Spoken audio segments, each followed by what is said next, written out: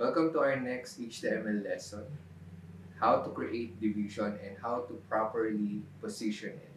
On our lesson objectives, first, the student will be able to identify the purpose and basic structure of division element in HTML. Next is to create properly structured division elements in HTML documents using correct syntax. And lastly, the student will be able to organize website content by applying division elements to group-related sections effectively in simple web page layout. Why web pages are important? Web pages are the foundation of internet. They hold information, visual, media, and interaction. They are used in education, business, communication, and entertainment. Learning how to create web page helps students to develop skills like designing, logic, and structure. Now, all that we need is text editor, web page browser, and basic HTML code. Now, I'm going to demonstrate how to create division and how to position it properly. So tara, sabayan nyo ako kung paano ito gawin. Welcome sa first part ng video presentation natin kung paano mag-create ng web page from the start. So basically, ang uunahin natin is mag-create tayo ng division. Ginawa ko na to kanina. Gumawa ko ng folder. And then, nilagay ko dito yung lahat ng images na gagamitin ko doon sa sa web page ko. So, pumili lang ako ng dalawang font style. Punta tayo kay Notepad, HTML file natin. So, HTML. So, close natin to. Next natin si title. Okay, close natin si title. Then, lagyan natin to ng home. Okay? Then, next is, maglagay tayo ng head natin. Then, close natin si head. Okay? So, next one is, lagay na natin si body. So, saan si body? And then, maglagay lang tayo ng space dito. Okay? Para magkaroon tayo ng enough room para dun sa mga bago nating code. Unahin natin, sa body, maglagay tayo ng division. Close natin si division. And after this, lagyan natin ng class. Okay? Equals, double quotation mark. So, ipapangalan ko dito ay main div. Okay. Next one, meron na tayo dito na na division natin. So, lalagyan naman natin siya ng attribute sa loob ng head. So, una, lagyan natin ng style. And then, close natin si style. Okay. Mag-enter lang tayo dito. So, ito-target natin si main div. Okay. Pwede ko na siyang i-copy. And then, dot, paste, curly braces. Okay. So, lagyan natin ng attribute na height. So, ang height na ilalagay ko dito is around 400. Semicolon. And then, next one is width. Sa width natin, lalagyan ko lang siya ng around, siguro 70%. Okay? And the next one, lagyan natin siya ng kulay. Background. Dash color.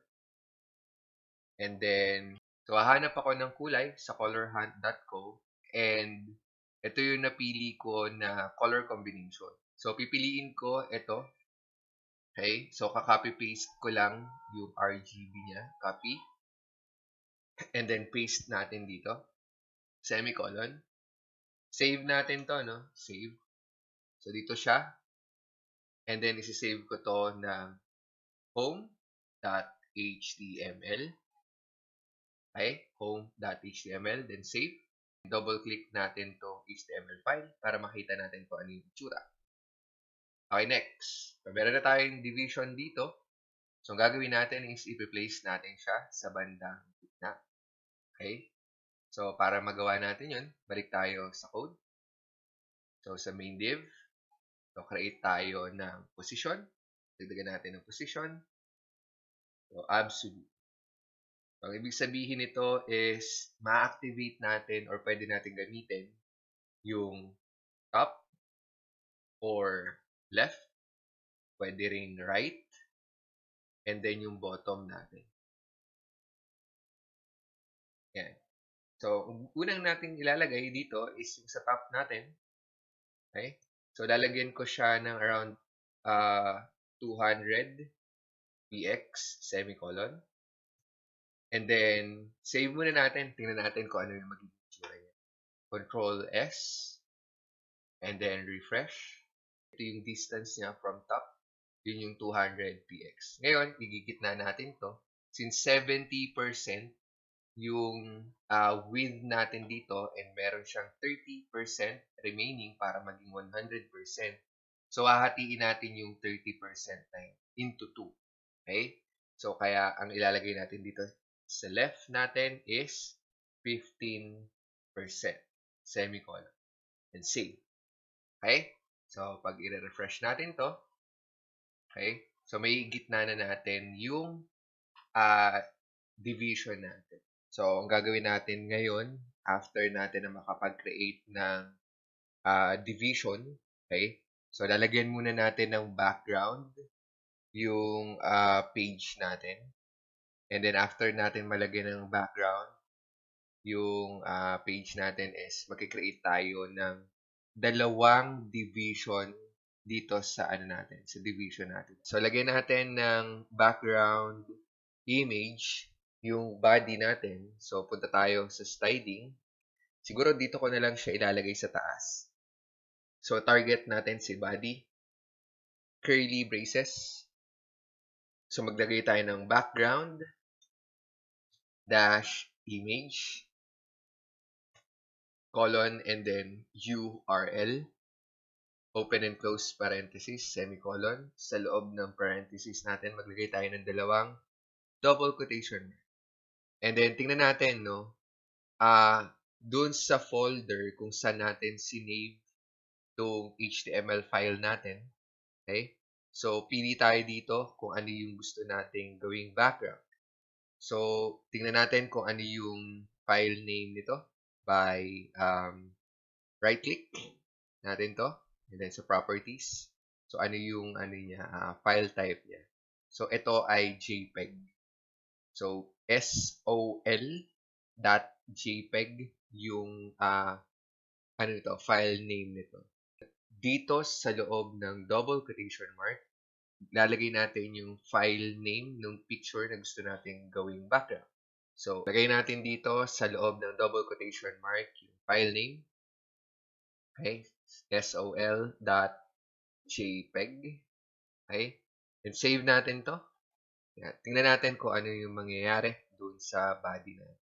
Okay? Refresh. So, magkakaroon tayo ng background na ganito. Kaya lang, sobrang laki niya. And hindi na natin halos nakita no, yung itsura niya. So, para ma-fix natin to, dadagdagan natin yan ng code na background dash size. And then, ang gagawin natin is cover. Okay? Semicolon. Then, save.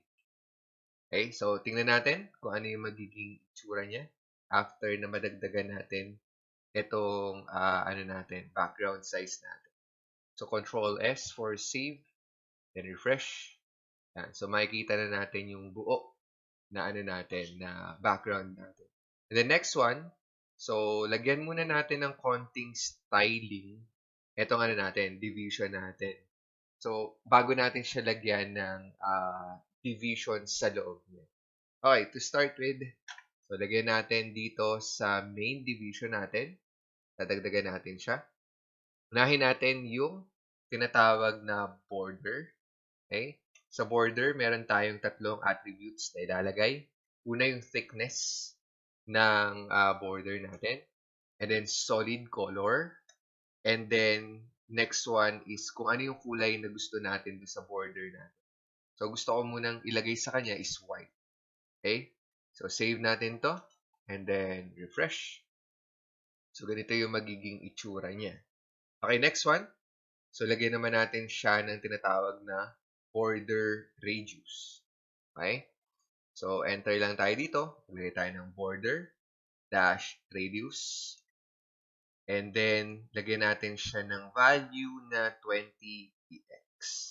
Okay? So, tingnan natin kung ano magiging itsura niya after natin lagyan ng border radius. Yan. So, magkakaroon siya ng curve dun sa edge niya. Okay? Next one is, lagyan natin siya ng shadow.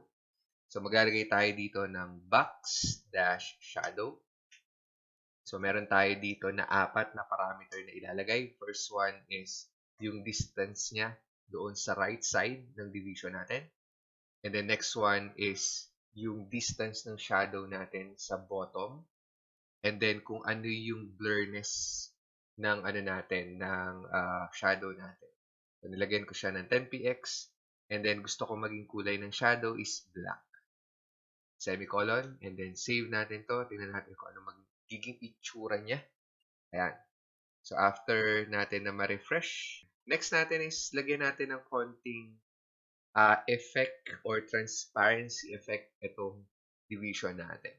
Okay? Punta tayo doon sa RGB natin. So, lagyan natin siya ng RGB and then A. And then, after nung third parameter natin, maglagay tayo ng comma. So, ang pwede nating ilagay dito is 1 is maximum, ibig sabihin 100%. And then 0 is for 0%. So, gusto kong ilagay sa kanya is 80%, which means 0.8. 80% yan. So, save natin yan. And then, tingnan natin, refresh. Yan. So, magkaroon tayo ng ganitong effect na parang transparent. Okay. So, next natin is maglagay tayo ng dalawang division. So, division for our image, and then one division is for description. Okay? So, unahin muna natin yung nandun sa left side natin na division. So, punta tayo kay code. Punta tayo kay body. And then, dito sa main division natin, gusto ko siyang lagyan ng division. Okay. So, mag-e-enter lang ako dito para magkaroon ako ng enough room para doon sa next code na ilalagay ko. So, create tayo ng division. And then, close natin yan. After natin close, lagyan natin ng class equals. So, ang papangalan ko sa class na to is image or img dash div. Okay, so, ibig sabihin, dyan ko siya ilalagay. So, bago ko siya lagyan ng image, so, lalagyan ko muna siya ng height, width, and then color. Okay? And then, punta tayo sa style. Yan, after nitong main div natin, so mag-enter lang tayo dito sa curly bracket na to. Dot, and then paste, image dash div. So, curly braces. And then, lagyan natin siya ng attribute. Okay? So, ilalagay ko muna dito is mag-height ako ng hindi kaparehas nito, no? So, deletean ko siya ng konti. So, ang height nito is gagawin ko siyang 360 px, semicolon. And then, yung width nito, width. So, lalagyan ko siya ng around to 20%. Okay? And then, lagyan natin siya ng pansamantala na background color. Dash color. And then, lalagyan ko siya ng white. Save muna natin to. Ayan, after nating ma-refresh yung browser natin, after nating ilagay yung mga codes kanina, is ito na yung magiging itsura. So, ang gagawin natin dito is i-arrange natin yan, yung division, lalagyan natin ang division dito. So, maglalagay tayo, balik tayo doon sa code natin. So, dito sa image division natin, maglagay tayo ng tinatawag na position absolute din. Tapos, absolute. Yan. Next is, ano lang to, in case lang na gagamit tayo ng top, bottom, and so on. So, pero ang lalagay natin dito is margin dash top. So, i-analyze muna natin yung height ng main div natin, which is 400. And then, yung image division natin na 360. So, meron silang difference na 40. So, para magitna natin yan, So, lalagay natin yung 40 na yon is i-divide natin sa 2, which means 20 px. So, kung si-save natin yan, tingnan natin kung ano yung mangyayari. So, bababayan ng 20 px. Ayan. So, 20 px sa taas and then 20 px dito sa bottom na. So, lalagyan rin natin yan ng margin left naman. And then, i-save na rin natin dun sa 20x. So, pwede natin itong i-copy, paste, copy, and then paste. Instead of top, lagyan natin ito ng left. Save natin, and then refresh. So, magkakaroon tayo ng equally distributed na margins sa both top, yung sa left natin, and then sa bottom. So, dito naman, sa right side niya, maglalagay ulit tayo ng panibagong division natin. Okay? So, sige. Ito tayo kay code. Okay? So, sa loob ng body natin, okay? Maglagay tayo sa loob ng main div ng another division. Sa loob ng main div, ha? Sa loob ng main div. Okay? So, div, class. So, lagyan naman natin to ng description, dash div. Shortcut ko lang yung description. And then, close natin to dito. So, next, kung meron na tayong class name ng division na to, ito yung ita-target natin. So, copy natin to. After ng close na curly bracket natin dito, mag-enter tayo, and then dot, paste, curly braces, and then lagyan natin ng attributes na height, width, and background color. So, pwede natin copy-paste to, no? Copy natin to. Okay? Copy. And balik tayo dito kay description division. Paste natin yan. Yung height, parehas na rin lang. Yung width is papalitan natin instead of 20. So, try ko munang maglagay ng 74%. Okay? So, background color niya is white. Save natin to. Refresh. Tingnan muna natin kung ano magiging itsura niya. So, after natin na i-refresh, ganito yung magiging itsura niya. So, ipoposition naman natin yan kung saan siya magandang ipwesto. Okay? So, balik tayo sa code. So, dito sa description natin, so maglalagay din tayo ng position absolute. Gayahin na lang natin to. Position absolute, copy, and then enter, paste. So, position absolute natin, margin top, parehas rin lang. So, instead of margin left, 20, so gagawin natin dito is lalagyan natin to ng instead of 20px. Subukan natin, no, 26%. So, save natin to. And refresh. So, ayan. Sobra. Okay? Sobra yung ano natin. Baguhin natin to ng 24%. Okay, refresh. So, ganyan yung magiging itsura. Okay? So, 24% yung margin depth natin. Okay. So, tingin ko pwede na yan. And now, na na-create na natin yung mga divisions and properly nalagay na natin kung saan natin siya gustong ilagay or ipwesto. So, ang gagawin na lang natin next is lalagay natin siya ng mga elements katulad ng images, text, videos, or even audios kung gusto natin siya or kailangan siyang ilagay doon sa webpage natin. So, right now, itong division na to, lalagay naman natin siya ng another elements. Okay, dun sa left side natin, lalagyan natin siya ng image. And then yung sa right side naman is yung description ng image na yun. Okay? So first one, okay, tingnan muna natin kung ano yung file name ng image na ilalagay natin. Okay, so dito, ilalagay ko si fd.png. Okay? So yung file name ng image ko. Pupunta tayo kay code. Hanapin natin sa body. Okay, yung image container natin or image division natin. So, mag-enter lang tayo dito. Enter. And then dito natin ilalagay yung code na img. Okay? Then space.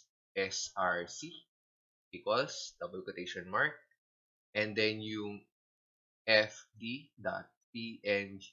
Okay. So, save natin to. So, yun lang. Basically, ayan lang ang code natin kung gusto natin maglagay ng image. So, try natin siyang i-save. Okay, Control S. Refresh natin dito. Magkakaroon dito ng, ayan. Kaya lang, sobrang laki ng ano natin, ng image natin. So, para mag-fit siya doon sa ano natin, sa container natin, ang gagawin natin sa kanya, lagyan natin siya ng style. Okay? So, sa division na img.div, copy natin to. Right after nito, okay, ng close curly bracket ito, mag-enter lang tayo. Then dot, paste natin to. So, ang target natin is yung size nung image natin. So, ibig sabihin nito, yung dot img-div, okay, nandun yung img. So, ito yung ita-target natin. Okay? So, lagyan natin ng curly braces. So, lalagyan natin to ng height. 100%. Save. So, tingnan natin, no? Paano mangyayari. Para mag-fit yung image natin doon sa division natin. So, ang gagawin natin dito, punta tayo sa image division natin. And then, dadagdagan natin to ng overflow. Okay? And then, lalagyan natin ng hidden. Okay? Semicolon. Then, save natin to. And then, try natin refresh. Ayan. So, magiging fit na siya. So, ibig sabihin, lahat ng lalagpas na sa division natin is mag-hide. So, next naman is lalagyan natin to, yung right side, the division natin, ng description. Okay? Punta tayo kay code. Ayan. And hanapin natin yung division natin ng description, which is ito yun. So, mag-enter lang tayo dito. Enter. Nilagyan natin ng paragraph tag. So, paragraph tag. Yan. So, i-enter rin natin to. Okay? So, enter rin natin kasi dito natin ilalagay yung description or yung text natin. Kinopy-paste ko dito yung description ng futuristic device ko. So, copy natin to.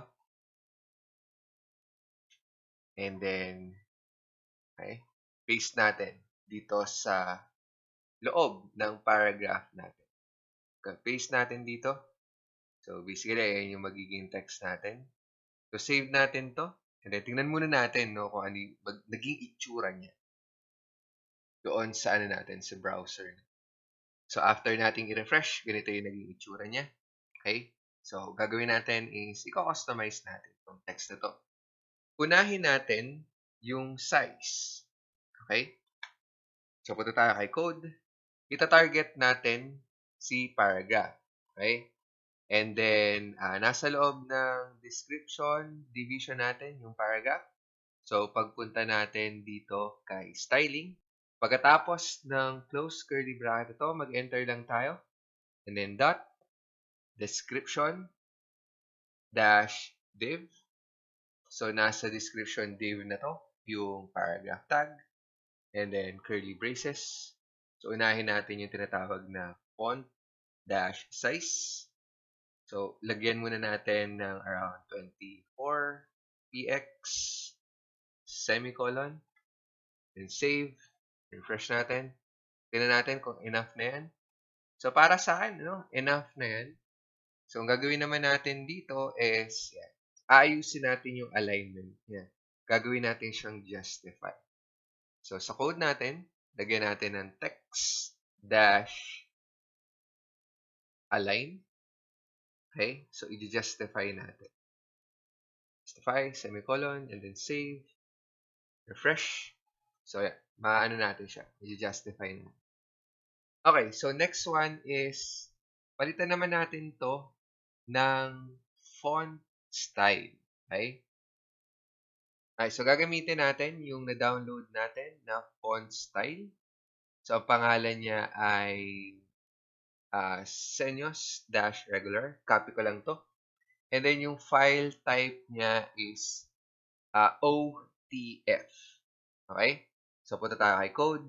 Punta tayo sa taas. Okay? Taas niya. So, sa style, maglalagay tayo ng at font dash face curly braces. And then, maglalagay tayo dito ng font dash family. Okay, colon. So, after nitong font dash family, lalagay natin dito yung font style. Okay? And then, semicolon. Enter. And maglalagay tayo ng src, colon, and then URL, open and close parentheses. Then sa loob niyan is lalagay natin yung senyos dash regular. Kaya lang lalagyan natin ng file type niya. Yung OTF. Okay? So, save natin to. And, yan. So, ilalagay natin yung .otf. So, i-copy natin to. Okay? Yung pangalan ng ano natin, ng font style natin. And then, dun sa paragraph natin, dito yon, lalagyan natin siya ng font dash family. Okay? Paste natin yung pangalan ng font style natin and then semicolon. Okay. So, refresh natin to, no? Refresh. So, after nating i-refresh, ayan, sumobra, no? Kasi medyo malaki yung font style nung napili natin. So, gagawin lang natin sa kanya is babawasan natin yung font size niya. Instead of, ayan, try natin 20 lang. So, save and then refresh. Ayan, tingin ko okay na siya na ganyan. Okay. So, the reason kung bakit natin kailangang ilagay itong code na to, okay, yan, kung ipapublish na natin yung web page natin sa web host, okay? So, makikita ng lahat yung natin, yung font style na ginamit natin.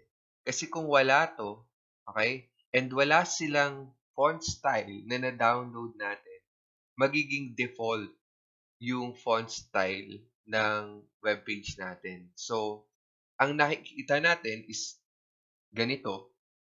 Pero pagdating sa end ng titingin ng page natin is magiging default lang na font style. So, next one is, aayusin natin to and finalize na natin. Okay? Sa description natin, pwede na natin tanggalin yung background color ng description natin. So, tayo sa code. So, hanapin natin si description. Ayan, ito yon, description. So, yung background color, tanggalin na natin. Save. And then, refresh natin. Okay? So, kaya lang, hindi siya masyadong readable, no? So, gawin natin, palitan, instead of black, gawin natin siyang white. So, punta tayo kay dito. So, lagay natin dito is color, white, semicolon, and then save. Okay? So, refresh. So, and As we finish creating divisions, next is all we need to do is to insert elements like text, pictures, video, or even audio. And as you can see from here, we can create a good looking web page to something like this. See you next meeting.